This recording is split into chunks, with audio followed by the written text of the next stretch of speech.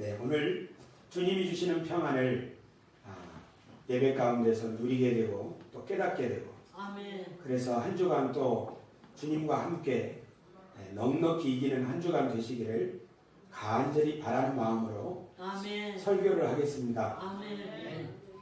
우리는 지금 에베소서 말씀을 보고 있습니다.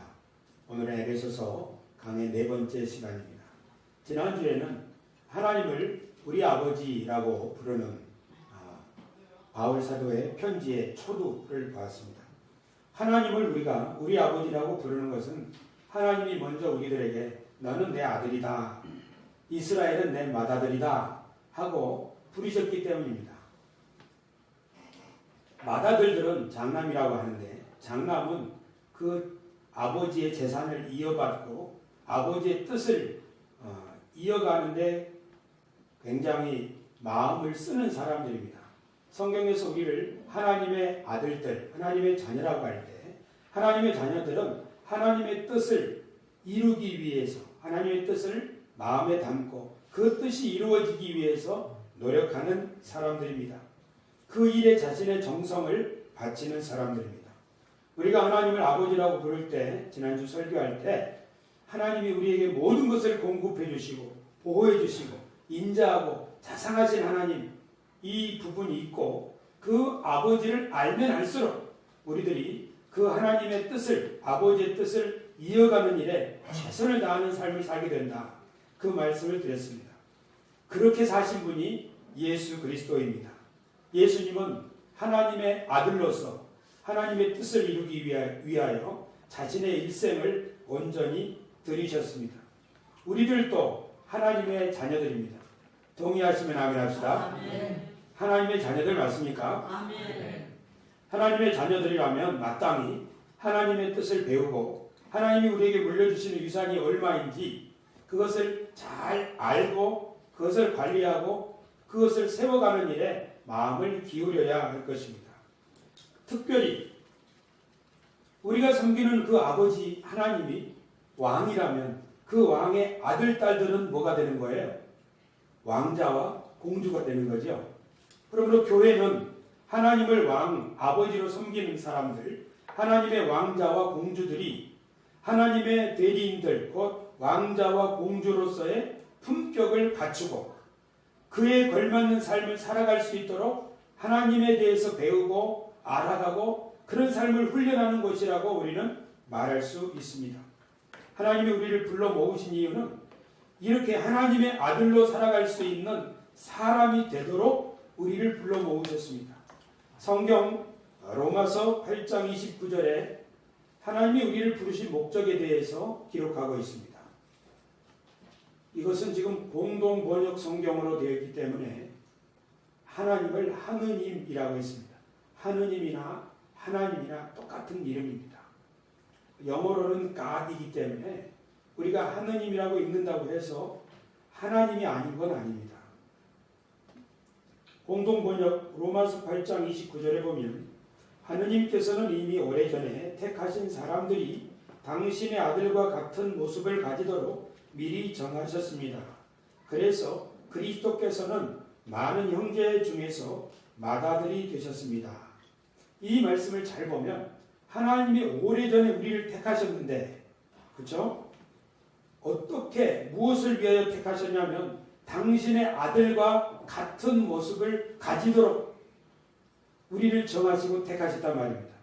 그래서 하나님이 우리를 부르실 때 우리를 어떤 모습으로 결국 만들어 가시는데 하나님의 목적이 있냐면 예수 그리스도와 같은 모습으로 우리를 만들어 가시는 일에 하나님의 목적이 있습니다. 지난주 하나님 말씀을 지금 복습하고 있습니다. 우리가 하나님의 자녀이기 때문에 하나님을 아버지 하나님이라고 부른다고 말씀드렸습니다. 그래서 하나님이 우리를 이렇게 불러 모으신 이유는 우리를 하나님의 아들과 같은 모습, 예수님과 같은 모습으로 우리를 만들어 가시기 위함입니다. 그것이 하나님의 관심사입니다. 그래서 우리나라에 여러 교단이 있지만 우리가 속한 교단은 특별히 하나님의 아들들, 하나님의 장자들의 모임 교단이라는 의미가 있습니다. 기하성 맨 오른쪽에 있는 저것이 우리 속한 교단의 로고입니다. 표시 심볼이죠. 맨 왼쪽은 예장 통합, 두 번째는 예장 합동 기독교 장로회 이랬습니다. 저마다 의미가 있습니다.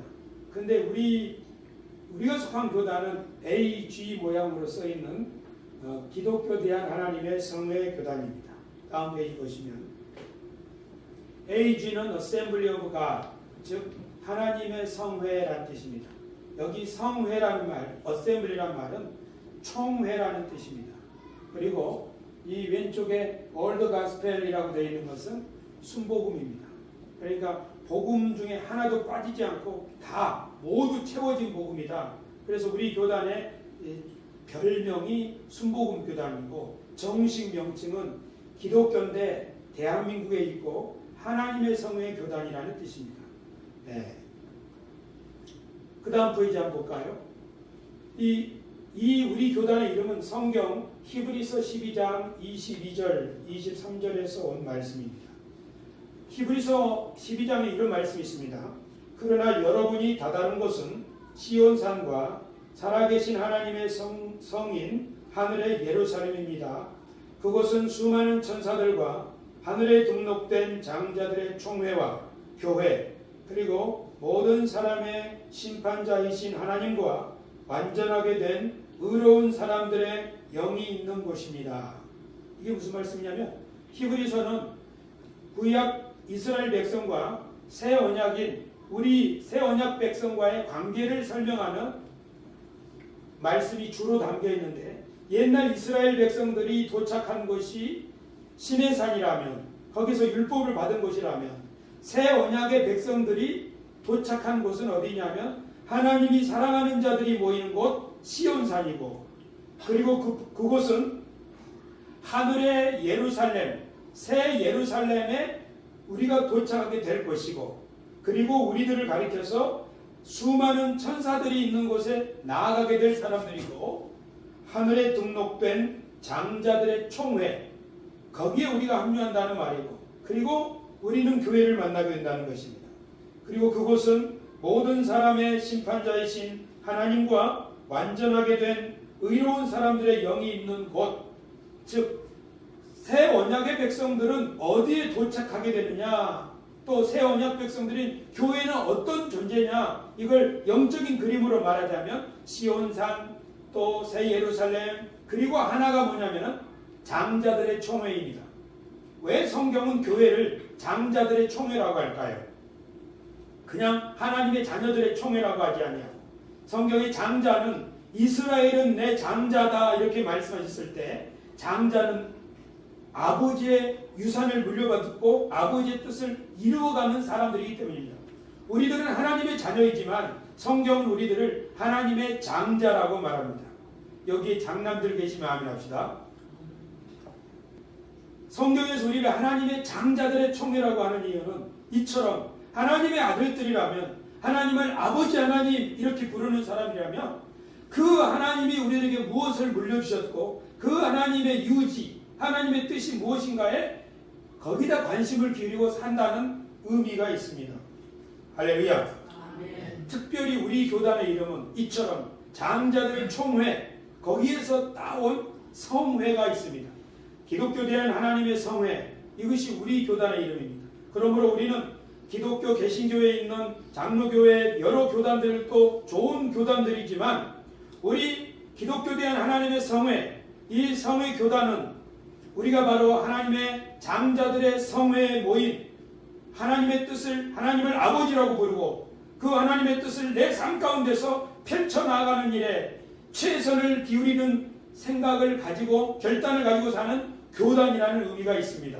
그래서 우리는 우리 교회가 속한 교단 기하성 기독교인데 대한민국에 있으며 그들은 하나님의 장자들의 성회인 하나님의 성회에 속한 교인이고 그리스도인이라고 하는 자부심을 가지고 대한민국 안에서 당당하게 신앙생활을 해가면서 우리 옆에 있는 형제 교단들 장로교나 침례교나 감리교 교단들과 어깨를 나란히 하고 손을 확실히 붙잡고 하나님의 나라를 이 땅에 일궈가는 우리 모두가 되기를 주의 이름으로 축원합니다.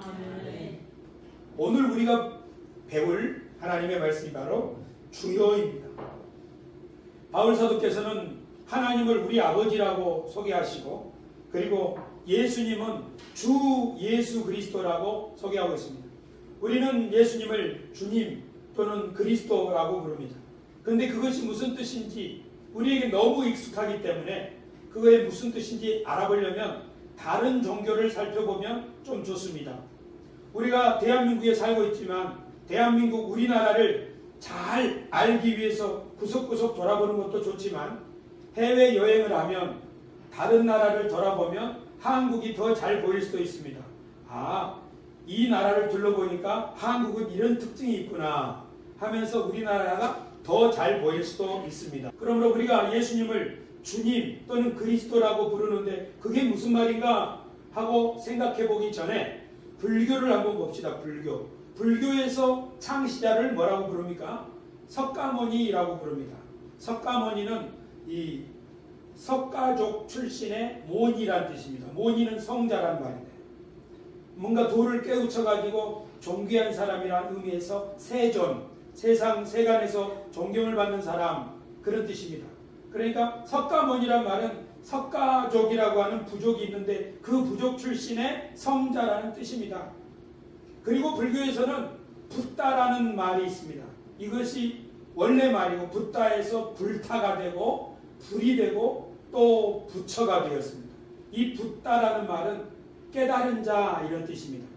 그리고 불교에서 그들의 창시자를 석가모니 또는 부처님 이렇게 부를 때 그 의미는 도를 깨달은 사람이라는 의미가 있습니다.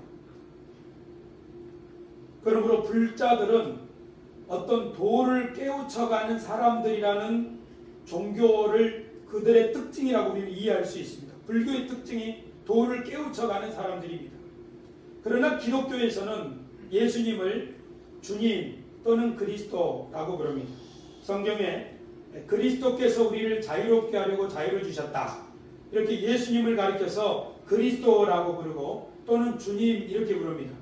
주님이라고 부르는 말은 헬라어로는 퀴리오스인데 하나님을 부르는 말입니다. 그러므로 우리 기독교에서 예수님을 부를 때는 하나님과 똑같이 존귀함과 높임을 받으실 분이라는 뜻입니다. 그리스도라는 말 자체도 하나님이 구약 성경에서 이 세상을 다스릴 하늘과 땅의 모든 권세를 받을 하나님의 아들로서의 권세를 받을 분이 오게 되는데 그분이 바로 하나님의 보내실 자 그리스도라는 말입니다. 히브리어는 메시아, 그리스도 메시아 똑같은 뜻입니다. 그러므로 성경에서 그리스도라는 말은 이 세상을 끝내고 이 모든 세상을 새롭게 통치할 종말의 구원자라는 뜻입니다. 그러므로 불교에서의 석가모니나 또는 부처님 이 의미는 어떤 지대한 존경과 그리고 경배를 받으실 대상은 아니고 함께 도를 깨우쳐가는 대상입니다.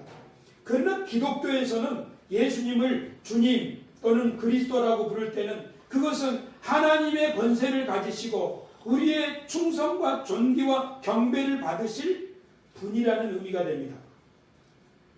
그렇기 때문에 기독교 신앙은 하나님께만 예수 그리스도께만 자신의 충성을 바치는 신앙을 지향하게 되어 있습니다. 이것이 어떤 상황에서 문제가 생길 수 있냐면 이 땅에서 어떤 사람이 내가 주인이다. 나한테 충성을 바쳐라. 이렇게 해버리면 문제가 생길 수 있습니다. 옛날에 독재자들이나 왕들은 자기를 신격화해서 나는 신의 아들이다. 나를 경배하라. 그런 이야기를 했습니다. 로마의 왕들도 그랬습니다. 나는 황제로서 하나님과 동급이다. 그러니까 나를 경배하고 나의 신상을 만들고 나에게 절을 하라. 이랬기 때문에 그리스도인들은 예수 그리스도께만 충성하는 사람들이니까 당연히 로마 황제에게 굴복할 수 없고 그에게 경배할 수 없었죠. 그래서 그리스도인들은 박해를 받았던 것입니다. 로마인들은 다음 페이지 보시면 이런 신전을 만들었습니다. 로마인들은 많은 신을 섬겼습니다. 그런데 그 중에 하나 또 이런 신전이 있습니다. 이 신전은 만 가지 신들을 위한 사당 해서 만신전이라고 하는데 그 나라 말로는 판테온이라고 합니다. 이 신전은 이 세상에 있는 모든 신들을 섬기는 신전이라는 뜻입니다. 로마인들은 세상에는 수없이 많은 신들이 있고 많은 신을 더 많이 가진 나라가 더 힘이 센 나라라고 생각할 정도였습니다. 그리고 그 나라를 통치하는 왕도 자연스럽게 나도 신의 아들이다. 나를 섬겨라. 그렇게 했던 거죠. 그런데 그 가운데 있는 그리스도인들은 오로지 한 분, 하나님의 보내신 자 예수 그리스도께만 충성을 하니까 로마인들이 봤을 때는 아니 저 무식한 사람들 왜 신을 한 분밖에 안 섬기는가? 이렇게 해서 그리스도인들을 아주 야만으로 생각하고 심지어는 그리스도인들의 성찬이나 세례나 그 그리스도인들의 의식을 문제 삼아가지고 그들을 잡아서 박해했던 것입니다. 그래서 그리스도인들은 로마 황제도 섬기고 예수님도 섬기고 그럴 수는 없었습니다. 오직 한 분, 이 세상의 주님은 오직 한 분, 이 세상에 하나님의 보내신 그리스도도 오직 한 분, 그렇게 섬겼던 것입니다. 그래서 이 그리스도인들은 자신들의 믿는 신앙을 공개석상에서 얘기하면 잡혀가 죽기 때문에 공개석상에서 말할 수 없고 자기들끼리 은밀한 부호로 신호를 했던 거죠. 그것이 바로 물고기 모양입니다. 물고기 모양 이 표시는 예수님을 믿는 사람들의 자동차 뒤에도 붙어 있고 하는데 원래는 이 물고기는 영어로는 fish이지만 헬라어로는 익디스입니다. 익디스. 5개의 글자로 되어 있는데요. 그 5개의 글자를 하나씩 풀어보면 예수, 그리스도, 하나님의 아들, 구원자. 이 첫 글자를 떼면 물고기라는 말이 되어버립니다. 그래서 물고기 모양을 그리거나 그 표시를 해서 우리들이 바로 예수 그리스도는 하나님의 아들이고 그리고 우리들의 구원자야. 이것을 은밀히 표현했던 거죠. 그러나 그 믿음 때문에 예수님 믿는 사람들은 많이 죽어갔습니다. 그러므로 예수를 주와 그리스도라고 고백하는 사람들은 자신의 목숨을 걸고 고백하는 사람들입니다. 그래서 성경은 아무도 성령으로 말미암지 아니하고는 예수를 주라 시인할 수 없느니라 그렇게 말하고 있죠. 이처럼 예수님을 주님이라고 고백하는 사람들은 때때로 자기의 삶의 어려움을 감수해야만 했던 것입니다. 예수님을 믿는다고 하는 것은 때때로 오늘날에도 이처럼 조상 대대로 제사를 지내온 가정에서는 이런 갈등을 빚어낼 수도 있습니다. 기독교가 한국에 처음 조선에 들어왔을 때도 마찬가지였습니다. 많은 사람들이 예수님을 믿고 나서 이 세상에 주는 한 분이구나, 하나님만 섬겨야 되는구나. 그래서 이렇게 보니까 조상들에게 제사를 드리는 것이 우상 숭배 같아 보였습니다. 그래서 나라에서는 기독교 신자들을 많이 잡아 죽였죠. 저 합정동에 있는 절두산 유적지가 천주교 신자들이 죽어서 그들의 순교 성지로 세워놓은 것입니다. 즉 1866년 병인 양요, 그러니까 서양의 이 군인들과 서양 문물이 한국으로 들어올 때 우리 조선 나라의 사람들은, 조선의 통치자들은 서양 문물을 가로막아야 된다. 서양 문화가 우리나라에 들어오면 우리나라를 삼킬 수도 있다. 그래서 우리나라를 지키고자 하는 마음으로 천주교를 배척했을 거예요. 그렇지만 명목으로는 조상 제사를 금하다니 이런 불효막심한 자들이 있는가 해서 많은 사람들이 순교를 당했죠. 그런데 그 일이 있고 나서 146년이 지나서 지난 2012년 한국 천주교 주교회의에서는 천주교 가정 제례 의식을 만들었습니다. 그러니까 천주교에서 각 가정에서 조상들에게 명절날이나 기일날 제사를 지낼 수 있다. 그렇게 하면서 이런 그 제사에 대한 재해석을 했습니다. 제사의 근본 정신은 선조에게 효를 실천하고 생명의 존엄성과 뿌리의식을 깊이 인식하며 선조의 유지를 따라 진실된 삶을 살아가고 가족 공동체 화목과 유대를 이루어가는 데 있다. 한국 천주교 주교회의는 이러한 정신을 이해하고 가톨릭 신자들에게 제례를 지낼 수 있도록 허락한 사도좌의 결정을 재확인한다. 무슨 말이냐면 천주교에서는 제사를 지낼 수 있다는 거예요. 다만 지방을 쓰거나 신주를 모시거나 그런 것은 하지 않고 하나님 아버지의 이름으로 예수 그리스도 이름으로 그런 제례를 기독교화로 바꾸어서 제사를 지낼 수 있게 만든 것입니다. 개신교와는 좀 다릅니다. 그렇지만 천주교는 우리는 우상 숭배하자는 것이 아니다. 우리가 전통적으로 전해내려오고 있는 이 문화를 기독교적으로 재해석하는 것이다 라고 말하고 있는 것입니다. 그러면 한강가에서 목이 잘려 순교한 사람들은 어떻게 됩니까? 조상님께 제사를 안 지내겠다고 하다가 순교를 당했잖아요. 그러나 지금은 가톨릭 신자들이 다 제사를 마음껏 지낼 수 있잖아요. 우리 개신교 신자들은 점점 추도 예배도 없애가는 추세입니다. 이것은 다음에 한번 더 다루도록 하겠습니다. 지금 뭔 얘기를 하고자 하는가 하면 146년 전에 150년 전에 자기 신앙을 지키기 위해서 양심상 나는 조상 제사를 모실 수 없다라고 하면서 순교를 당한 사람들이 어리석은 사람들이 아니라 그것은 신앙 양심을 위해서 순교하는 것입니다. 그리고 오늘 또 150년이 지나서 가톨릭 신자들이 조상 한국의 문화 전통으로 내려오는 이것을 새롭게 재해석한 것도 하나님의 신앙 안에서 그렇게 하려고 노력하고 있는 것입니다. 그러므로 우리가 예수님을 주님 오직 한 분으로 섬기고자 할 때 어떻게 섬기는 것이 참된 신앙인가 하는 것을 잘 생각해 봐야 합니다. 무턱대고 모든 것을 이래야만 한다 라고 말해버린다면 우리는 오늘날 잘못된 예를 들면 객기로 호기로 그렇게 하나님의 말씀을 잘못 적용할 수도 있기 때문입니다. 하나만 더 예를 들겠습니다. 지난 11월 1일 대법원 전원합의체가 양심적 병역 거부를 무죄로 판결했습니다. 방송에서 나오는 건데요. 그러니까 나는 종교적 신념에 따라서 또는 내 양심 때문에 사람을 죽이는 훈련을 하는 총, 사격 이런 훈련을 하는 것을 나는 가담할 수 없다는 사람들을 주로 여호와 증인 신도들이지요. 여호와 증인 신도들은 성경에서 그렇게 말하고 있다고 성경을 이해하고 그래서 병역 거부를 하다가 감옥에 갇히게 되고 이런 일들을 그동안 쭉 헌법 소원을 내고 하다가 마침내 지금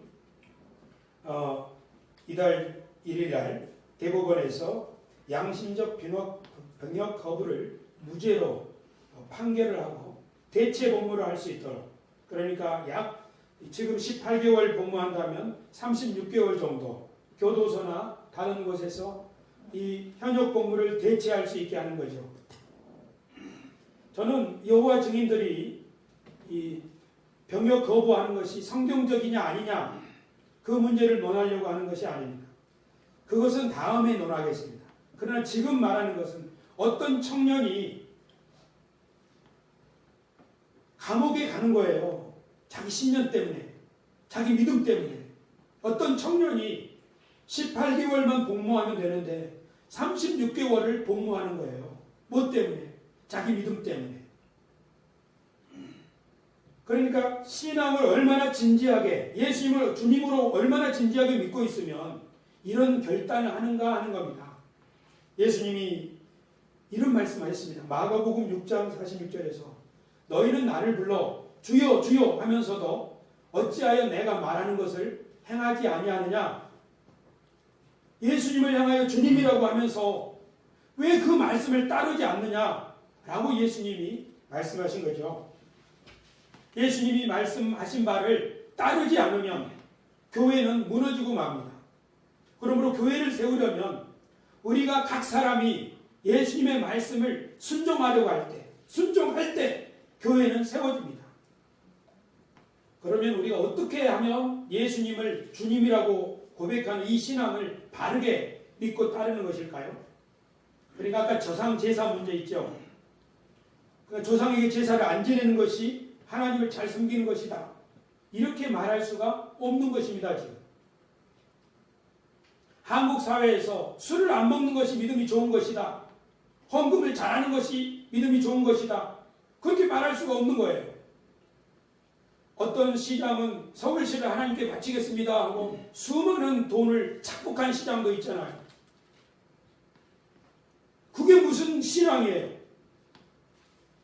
입으로 하나님을 주여 주여 한 거지만 실제로는 얼마나 부정한 일을 해서 지금 감옥에 있지 않습니까? 그러므로 기독교 신앙을 오늘날 어떻게 실천하는가 하는 것이 굉장히 중요합니다. 술 안 먹고 주일날 교회 오고 헌금 잘 드리고 이것이 진짜 참 좋은 신앙인가? 저에게 외삼촌이 계시는데 이번에 만났겠죠. 근데 그분이 이런 말씀하십니다.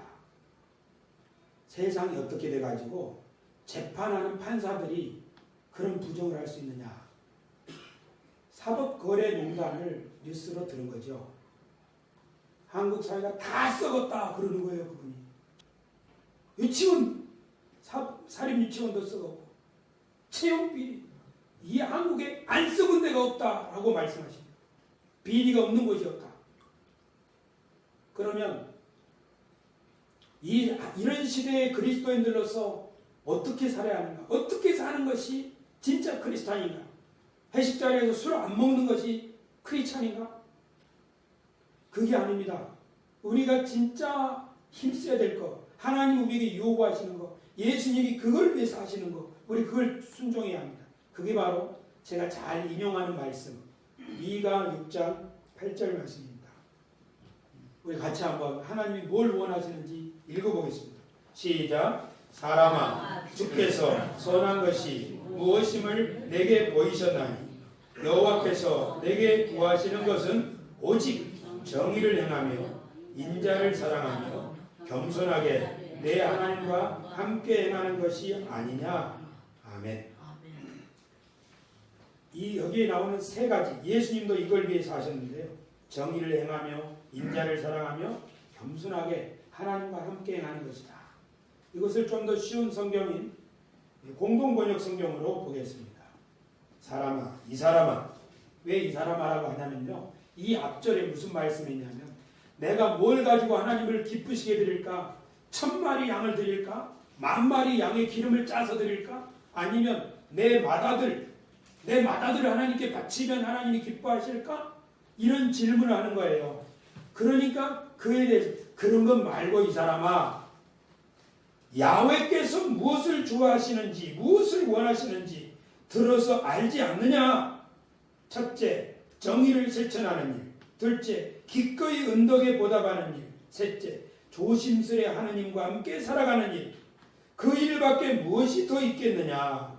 그의 이름을 어려워하는 자에게 앞길이 열린다. 여기 무슨 제사나 술, 담배 이런 얘기 없어요. 하나님이 우리에게 요구하시는 것이 이거예요. 정직. 진실하라는 거, 진실.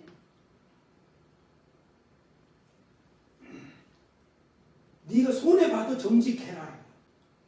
다른 사람 백 써서 취업하지 말고 네가 정직해라. 네가 그래서 탈락하더라도 정직해라. 이거 하나님이 원한다는 거예요. 두 번째는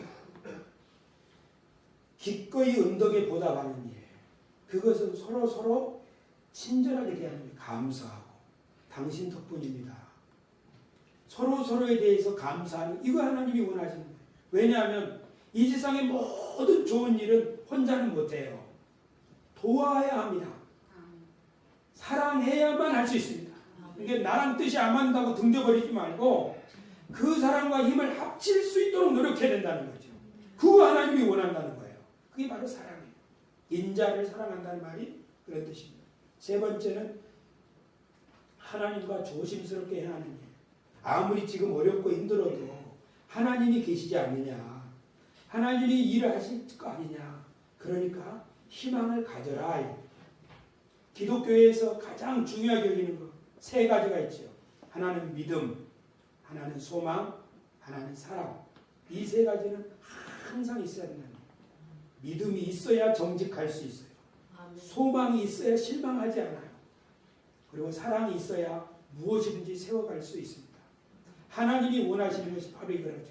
우리가 주 예수 그리스도, 예수님은 주님이시며 그리스도이십니다. 어떤 사람의 말대로 저는 그리스도시요 살아계신 하나님의 아들이십니다. 이렇게 고백한다는 것이 무슨 의미가 있는가?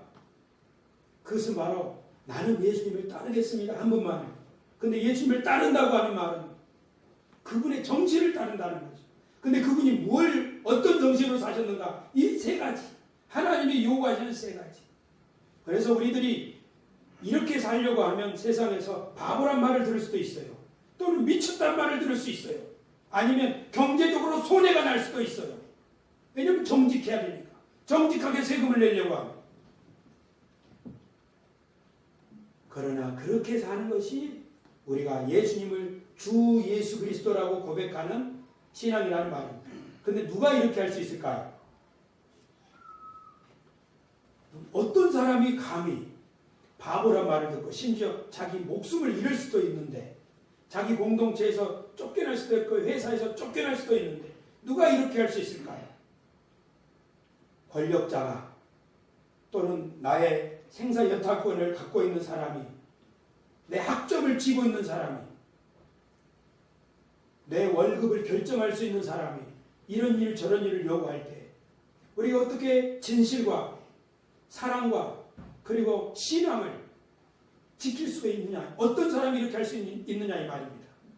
이렇게 할 수 있는 사람은 하나님이 누구인지를 바르게 아는 사람입니다. 그래서 바울 사도께서는 에베소서에서 성도들을 위해서 간절히 기도할 때 내가 여러분을 위해서 기도합니다. 여러분 하나님이 어떤 분인지 알기를 하나님이 계시의 영을 여러분에게 주시기를 바랍니다. 그분이 주신 은혜가 뭔지를 알기를 그분이 우리에게 주신 유업이 얼마나 풍성한지를 알기를 바랍니다. 그리고 무엇보다도 우리 가운데서 역사하시는 하나님의 능력이 얼마나 큰지를 여러분이 알기를 기도합니다. 바울이 그렇게 살았죠.